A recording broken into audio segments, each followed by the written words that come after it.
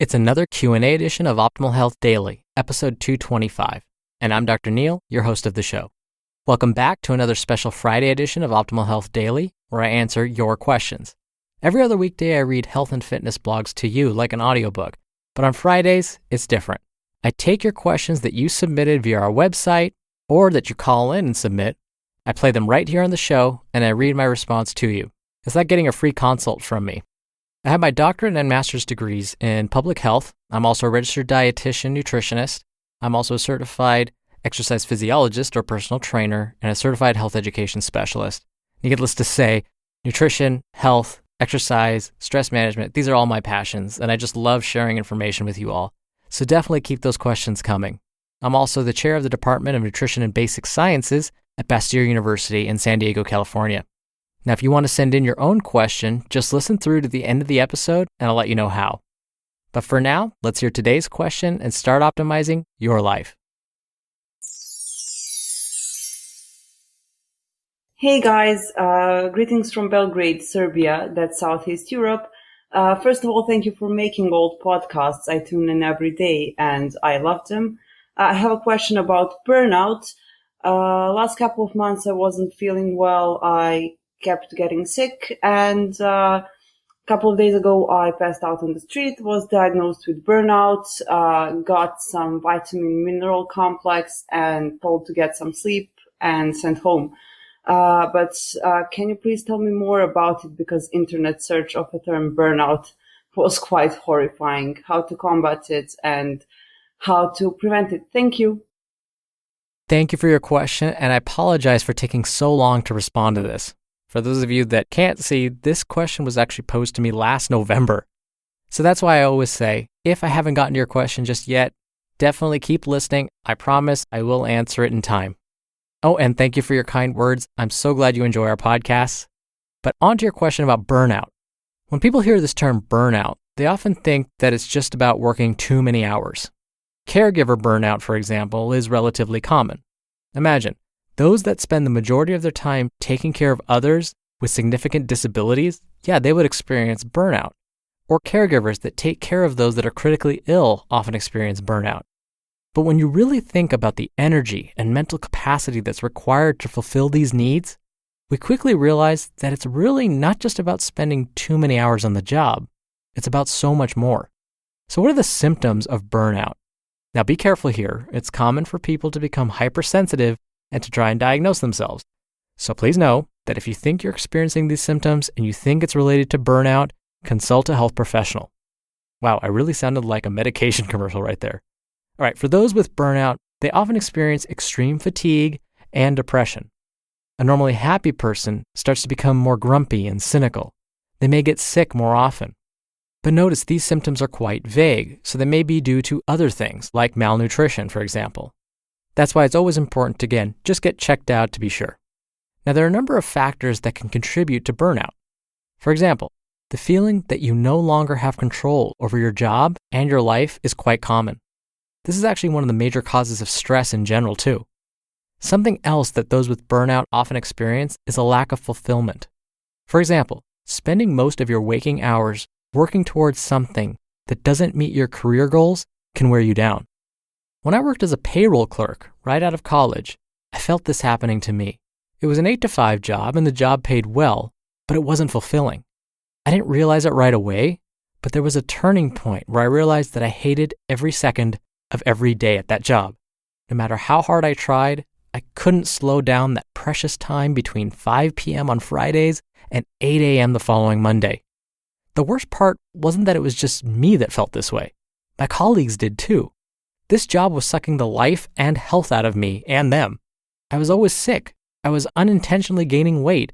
I was never working out because by the time I got home, I was so drained, I didn't have any motivation to do anything but sit on the couch and watch TV. Because of all this, my doctor had to up my medication. It was then I knew I had to leave. So this is an extreme example of my job not providing me with fulfillment. Now, when I meet with prospective students that are in the midst of deciding which school to attend or which career path best serves them, I tell them all the same thing. Quote, "What do you want out of life and what are the best options to get you there? End quote. This is actually a quote I borrowed from Chip and Dan Heath's book, Decisive. I try to encourage them not to just follow the money and finding a career path that pays well. I get it, money's important, but it shouldn't be the only factor that guides your decision making. Because if you're doing something that interests you and you're good at it, people will take notice and seek you out. You just need to remember to charge them for your time. So what's the cure for burnout? Yes, adequate nutrition is important. This is because many macronutrients, vitamins, and minerals help our bodies create the good-feeling hormones that will help offset the feelings of burnout. But social support is key too. Having 845 Facebook friends isn't what I'm talking about here. Thank you for being our Facebook friends, of course, on our Optimal Living Daily podcast Facebook group.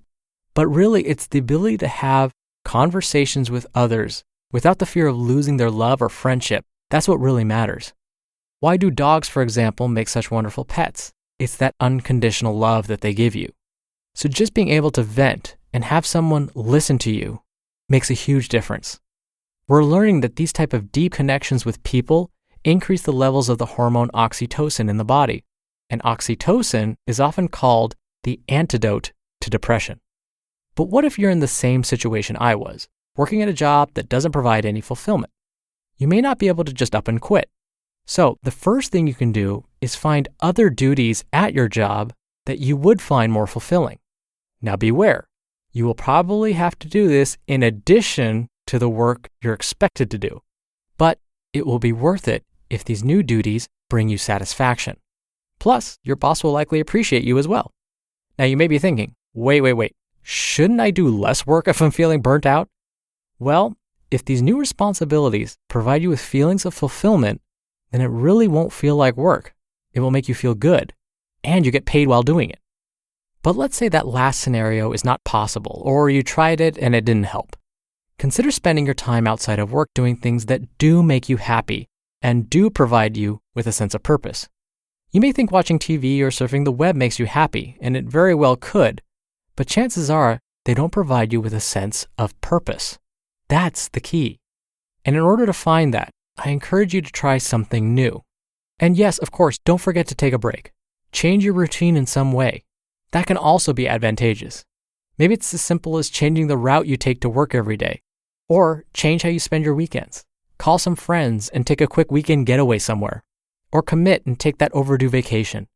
Can't afford to splurge on a vacation?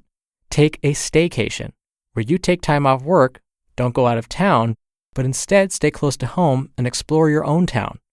Warning, if you do take a staycation, you must have something new planned each and every day. Otherwise, you'll probably end up sitting at home, catching Golden Girls reruns on TV or playing on Facebook.